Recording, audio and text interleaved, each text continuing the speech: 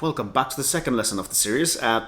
This lesson we're going to dig into D chords in DADGAD, and D chords are kind of just by the name of DADGAD, you can kind of figure out that the tuning is built based on D chord a lot. It is not an open tuning, but it very easily it works really well in D.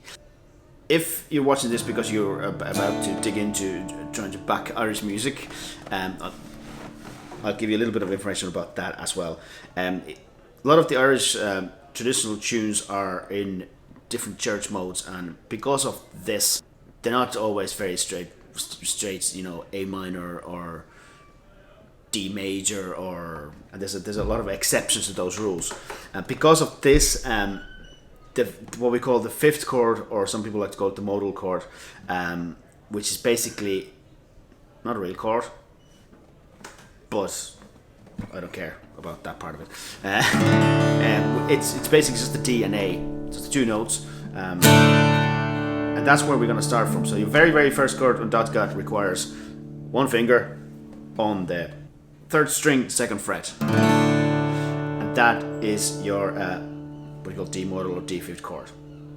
That's where we're going to start building from.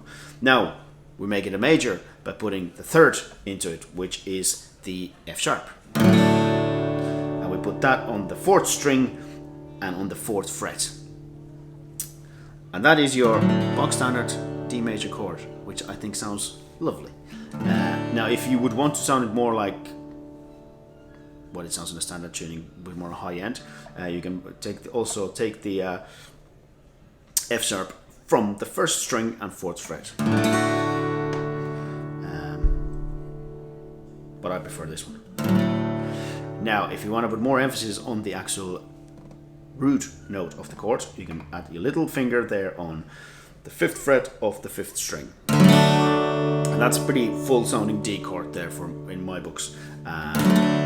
This is a box standard chord that I use a lot, and I highly recommend you learn it. And it's also a great chord because it gets your little finger moving as well. Don't have to ignore that little finger, you need it. It's a tool, use it.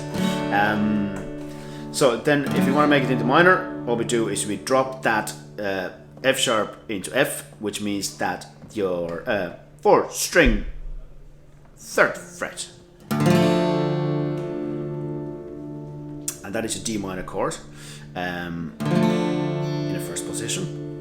Again, you could lose the little finger if you wanted to, and just do a two finger trick. Sounds beautiful as well. And again, you could put the minor into the highest string on the third fret of the first string, but I prefer this one. But you do what you want. Then we can throw in a quick minor sevenths. I'm a big fan of minor sevenths. So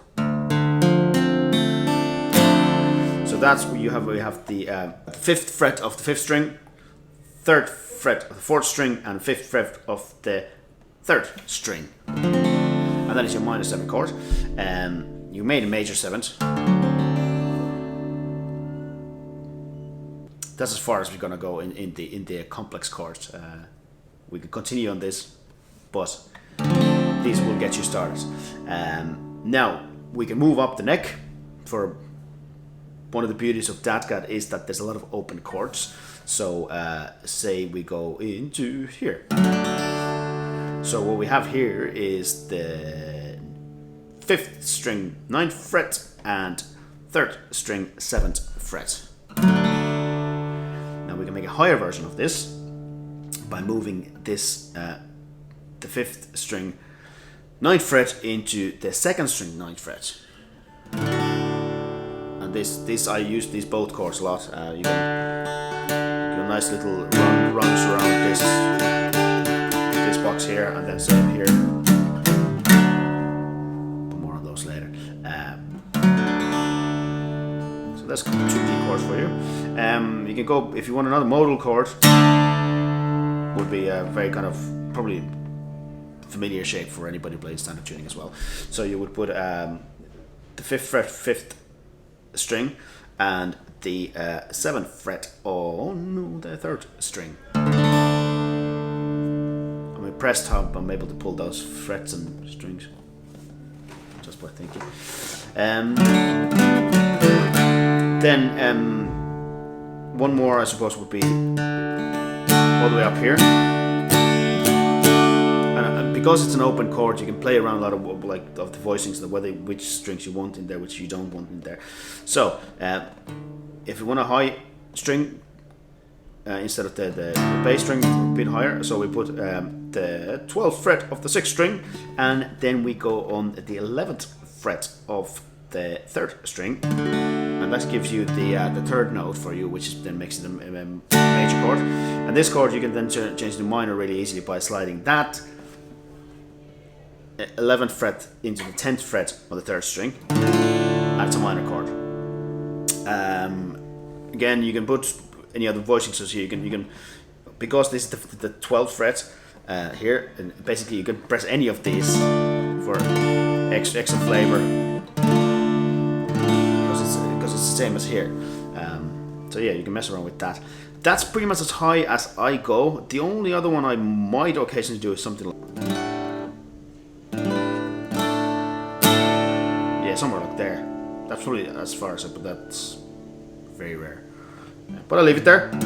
So this one is 4th string, 12th fret, and 3rd string, 14th fret. If you've got a cutaway guitar, you could go higher, but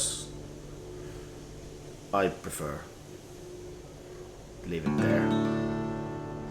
I'm not a big fan of cutaways, but that's just me. Yeah, that is the basic D chord. If you've any questions about the D chord, please let me know in the comments and I will try to answer them the best as possible.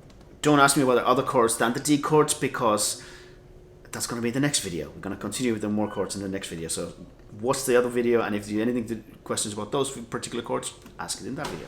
Makes it life easier for everybody. Thank you very much for watching. If you haven't done so yet, subscribe for more videos.